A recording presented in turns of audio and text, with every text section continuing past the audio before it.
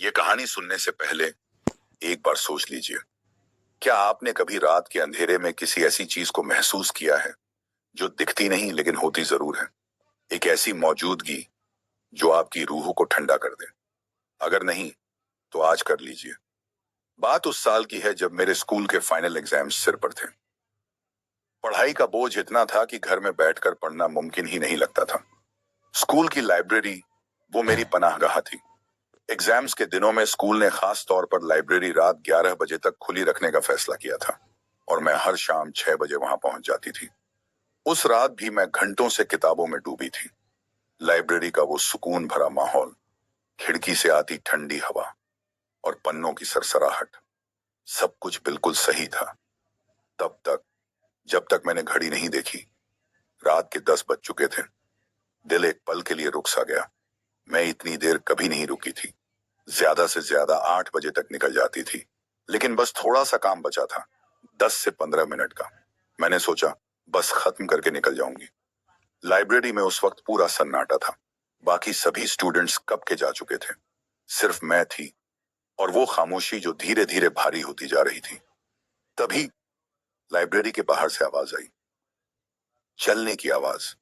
लेकिन कुछ अजीब थी वो आवाज, जैसे कोई पैर घसीट रहा हो, जैसे हर कदम पर दर्द हो, एक अजीब टूटी हुई लय। मेरा दिल एक पल के लिए थक से रह गया। मैंने किताब बंद की और तेज कदमों से लाइब्रेरी से बाहर निकली। सामने लंबा कॉरिडोर था। राइट साइड पर मुड़ने पर स्कूल का मेन गेट आता था।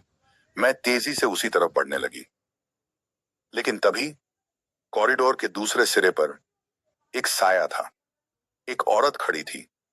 वो पूरी तरह स्थिर थी, हिल नहीं रही थी, बस खड़ी थी।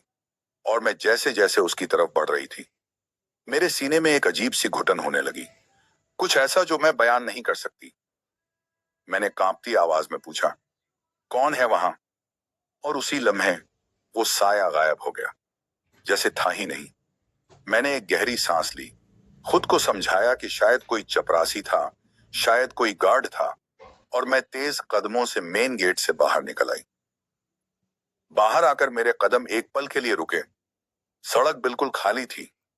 यह सड़क जहां हमेशा लोगों की आवाजाही रहती थी, जहां देर रात तक कोई ना कोई नजर आता था, वो आज सुनसान थी, पूरी तरह बेतरह, जैसे दुनिया ने उस रात उस गली को छोड़ दिया हो। मैं तेज कदमों से चलने लगी, नजरें जमीन पर। बस घर पहुंचना था। तभी मैंने जमीन पर एक साया देखा। मेरे आगे किसी का साया था, लेकिन मेरे आसपास कोई नहीं था। मैंने धीरे से सर उठाया। मेरे ठीक आगे आमिश बाप बाप बीगी पा एक औरत चल रही थी। वो लंगड़ा रही थी, बुरी तरह, जैसे उसके पैर टूटे हों, जैसे हर कदम उठाना उसे तकलीफ दे रहा हो। उसके कपड़े मैले और फटे हुए थे, बाल पूरी तरह बिखरे हुए, हाथ और पांव अजीब कोण पर मुड़े हुए लग रहे थे। वो इतनी धीरे चल रही थी कि मैं चाहे न चाहे उसके बहुत करीब पहुंच गई। और तभी उसने सर घुमाया। मेरी रूह सर्द हो गई। उसका चेहरा, मैं आज भी उसे शब्दों में बयान नहीं कर सकती। बस इतना कह सकती हूं कि वो चेहरा इंसानी नहीं लगता था। उसने एक टूटी हुई आवाज में पूछा, मेरी बच्ची, तुमने देखी मेरी बच्ची? मेरे पैर जमीन में गड़ गए। मुंह से आवाज नहीं निकली। जिस्म फ्रीज हो गया। दिमाग ने काम करना बंद कर दिया। मेरी आंखें उस पर टिकी थीं और मैं सांस लेना भी लगभग भूल गई थी। डर के मारे मैंने कांपती उंगली से दूर अंधेरे की तरफ इशारा कर दिया। वो औरत मेरे इशारे की तरफ मुड़ी और उसी लंगड़ाती टूटी हुई चाल से अंधेरे में उतरती चली गई, दूर होती गई और गायब हो गई। मैंने एक पल भी बर्बाद नहीं किया। मैं भागी, जितनी तेज भाग सकती थी, लेकिन तभी दूर अंधेरे से उस औरत की चीख सुनाई दी। एक टूटा हुआ दर्दनाक रोना, जैसे किसी मां के कलेजे से आवाज निकली हो। उसके बाद मुझे कुछ याद नहीं। जब होश आया तो मैं अपने घर में थी। पड़ोसियों ने मुझे सड़क पर बेहोश पाया था और घर पहुंचाया था। बाद में मुझे उस इलाके के पुराने लोगों ने बताया, 1998 में उस स्कूल के पास एक इमारत में एक बुजुर्ग औरत अपनी 9 साल की बेटी के साथ रहती थी। उसे अपनी बेटी से बेइंतहा मोहब्बत थी।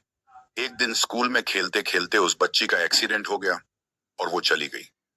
वो माँ अपनी बेटी की मौत का दुख बर्दाश्त न कर सकी और कुछ ही दिनों बाद वो भी इस दुनिया से चली गई। लेकिन उसकी रूह आज भी भटकती है, उस स्कूल के आसपास, उन गलियों में, उस कॉरिडोर में, अपनी बच्ची को ढूंढते हुए। एक माँ जो मरकर भी नहीं रुकी, एक माँ जिसे मौत भी उसकी बच्ची से नहीं मिला सकी। और शायद आज भी कहीं किसी अंधेरी रात में वो भटक रही है।